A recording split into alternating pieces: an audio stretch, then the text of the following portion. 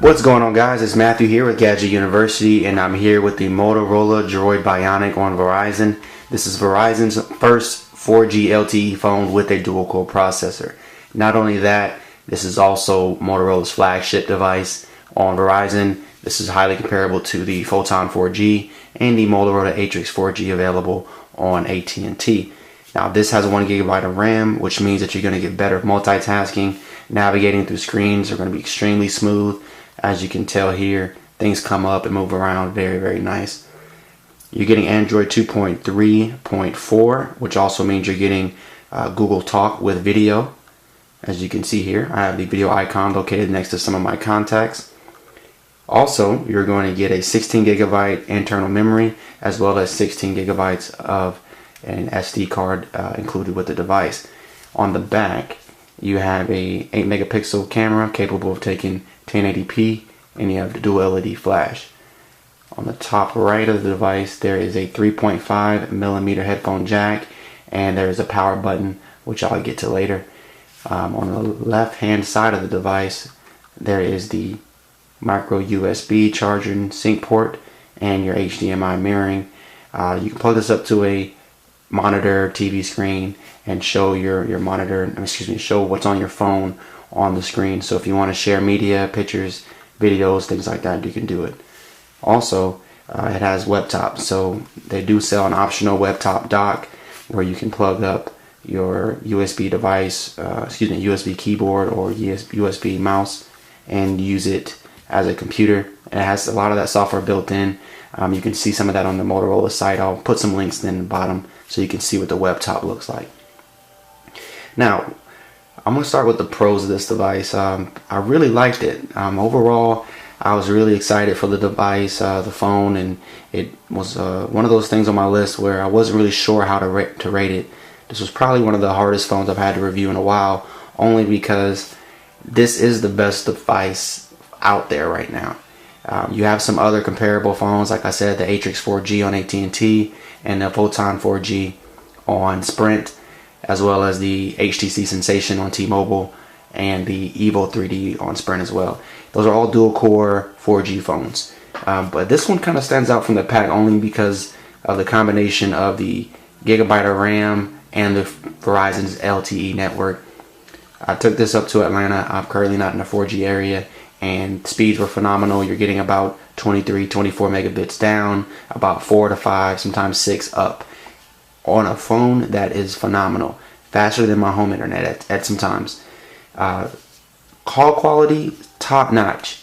Unlike most reviewers out there, I actually use this as a daily phone. As you can see, I have some of my personal stuff on here. You can see I have my calendar and things like that. But call quality, throughout my use of this phone, I've had it for about 4 days since release, and it's been great. One thing I did notice is that if you have the call volume all the way up, there is a little bit of distortion in the speaker grill. If the person on the other line has music in the background or if they're screaming, I'm not sure when that scenario would apply to you, but I've noticed that when I've been on hold and they play that really loud hold music for different places that you call, I get a lot of cracking in the speaker. I don't know if that was just my unit or if it's just something with Motorola devices, but I've experienced something similar to that on other phones as well. So I think it's really just the loud noise, Battery life has been really good. I was very pleased with this. For this being a dual core device with 4G LTE, battery life has been outstanding. The HTC Thunderbolt that I had did not do very well on battery life, so I was kind of skeptic about picking up a phone that had a dual core processor on it. It has a 4.3 inch QHD display, so you're getting 960 by 540. It's a very high resolution screen. Things look very crisp. It is that pin-top matrix display, so if you see closely, we can get close here. You can kind of see there's some kind of distortion sometimes with different colors. It has some trouble sometimes playing different things. Let's pull that up. But overall, the Motorola screen is very crisp. The browser is very fast. Zooms in really good. My page is kind of messing up, still loading, but everything looks really good. It's not on par with the Retina display on the iPhone 4, but it's still one of the best in the industries. other phones out there that have the QHD display or the HTC Sensation and the Evo 3D. So they both are comparable, but this one looks pretty good. The web browser, like I said, is incredibly fast. Let me pull up a Flash website, Discovery Channel.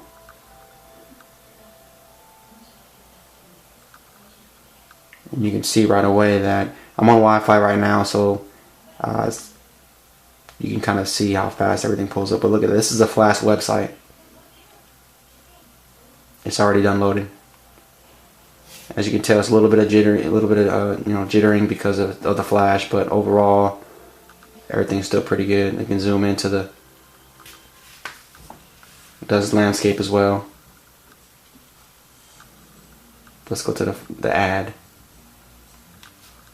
And as you can tell, things move around pretty smooth.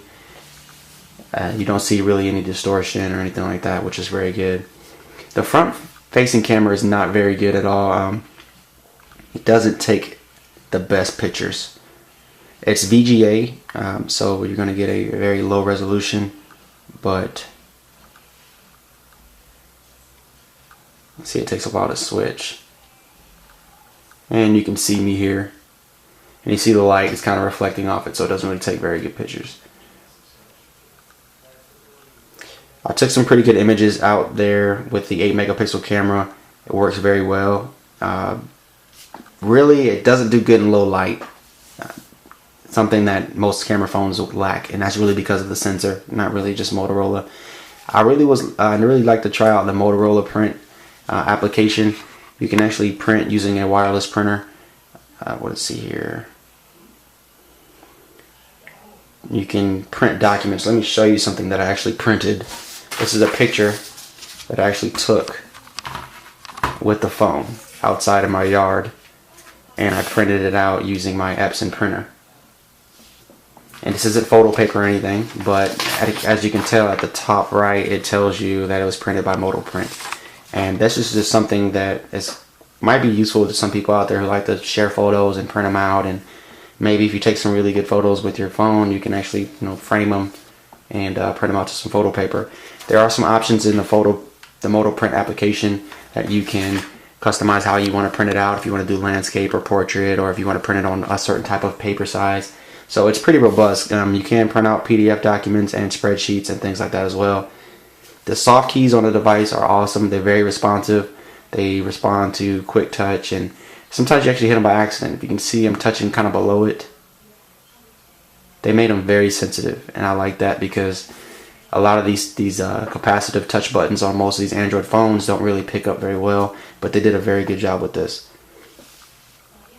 Now, like I said, I use this as my daily phone. I did have the Droid 3. You guys saw my videos on that. Over time, using the Droid 3, out of the box, it was fast. It was great. Everything worked just like this. See how I'm moving through the screens and I'm pulling these things up? The Droid 3 performed the exact same way. One thing that I would like to note is that after a few days, the Droid 3 started to slow down some. There was a lot of lag in pulling up different apps and opening different things, and things crashing, me having to pull the battery out, stuff like that. They are pushing out an update for the Droid 3 soon, so if you are a Droid 3 owner out there, don't worry, that is being fixed. But with the Droid Bionic, I did not experience that at all. The whole time I was using this phone, I was amazed at how fast it stayed fast.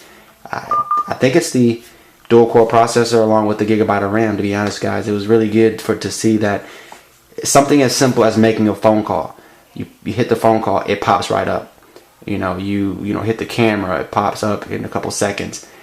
The things start much quicker on this phone than any other phone that I've used in a while. Enough with the pros. You guys know this phone is great and everybody's raving about it.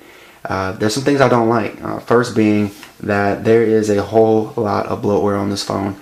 Amazon Kindle, Blockbuster, City ID, Citrix, what else? GoToMeeting, Let's Golf 2, Motoprint is installed. You can get that from the market. IM, My Accounts, My Verizon Mobile, NFL Mobile, Quick Office. There's a lot of stuff on here that are either MotoBlur applications or they're stuff that Verizon has installed themselves. I don't really like that. They're not removable. Just to show you, if you go to the section at the top where you can organize your stuff, Verizon has a total of 1, 2, 3, almost 11 apps that they've installed on here. Mobile hotspot is available on this phone. You could do up to 8 devices, I believe. It is an additional $30 a month. Another thing I did not like is that this phone is actually very large. Other 4.3-inch devices like the Thunderbolt and the Droid Charge are not this big. It's still the thinnest at the thinnest point, but this hump right here is very reminiscent of the Droid X. I'm not a fan of it. Maybe it fits because of the Motorola design, but I wasn't a huge fan of it. This is not the original design of the Motorola Bionic. It came out in CES earlier this year, and it had a much rounder arced back design, and I like that much better. So I guess because I've seen it before it really came out, I have appreciation for the device in its original state. I'm kind of disappointed that they did this whole square design, but I'm not a huge fan of the hardware basically. Now the materials on the hardware are top notch. That is just what we can expect from Motorola. Everything from the soft touch feel on the back to the chrome along the sides. The phone is very premium. It's not too heavy, it's not too light. Fits very good. This power button, like I said I was going to mention later, it's in the awkward position. If you're right-handed, this phone is very large. You have to kind of scooch the phone up to hit it whenever you want to turn it on and off. And that's really kind of annoying considering that with the Droid X, it was in the middle. So I'm holding the phone at the bottom of my hand. It's perfect to be right here. Or on the side. They should kind of take a cue from Samsung here and put it on the side. I'm still not a complete fan of the Motorola application platform, which is basically Moto Blur. I'm not a huge fan of this whole skin and this bluish hue, but I can say with the gigabyte of RAM, it is bearable, and it is not that bad. I mean, I really don't have a problem with it anymore. My whole beef with Moto Blur was that it was slow, it made the phone laggy, but with the Bionic, you don't even realize that it's on here. I mean, because it's so fast. It is Netflix compatible, as you can see here, so it does not support Hulu, so if you have a Hulu account, you won't be able to use it on here as well. That's pretty much it as far as the comms, guys. It's overall a great phone. There's nothing I really can't say bad about it that would steer me away from purchasing it. There's a lot of accessories out there: car dock, desktop dock, HD dock. This phone is pretty much everything you need if you want it to be on the go and productive. Let me see if the Zoomocast is ready. Zoomocast is like a actual app that you can use to stream your media from your PC to your phone no matter where you are. So this is my PC basically, and let's go to house. There's some things that I have on here. Let's see how that works. And you can see it's a little bit of a fingerprint magnet, but it's not too bad. The video is not in a supported format, so let me go down to a supported format. That was an AVI file, so just in case you're interested. This is an MP4 file that has been converted to work with this phone. And you see it plays fairly quick and clear.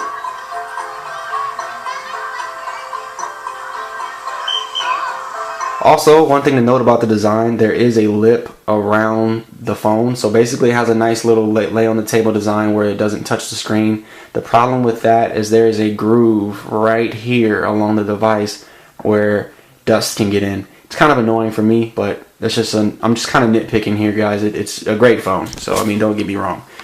This Zoomocast app is completely free. You can do music and videos, so if you don't want to pay for a subscription music service where you have to stream all your data, you just have to keep your computer on and you're good to go. Same thing with the videos. You can stream your videos. Of course, they have to be in an approved format, but other than that, you get to go with this. Zoomocast is a very good app to use. I highly recommend it. You still have the other stuff like Google navigation, guys. There's nothing really different there as far as the whole Android package. This has been Matthew with the review of the Droid 3. I really appreciate you guys watching. If you have any questions, let me know. And please subscribe, please like the video, and I will see you guys in my next video. Peace.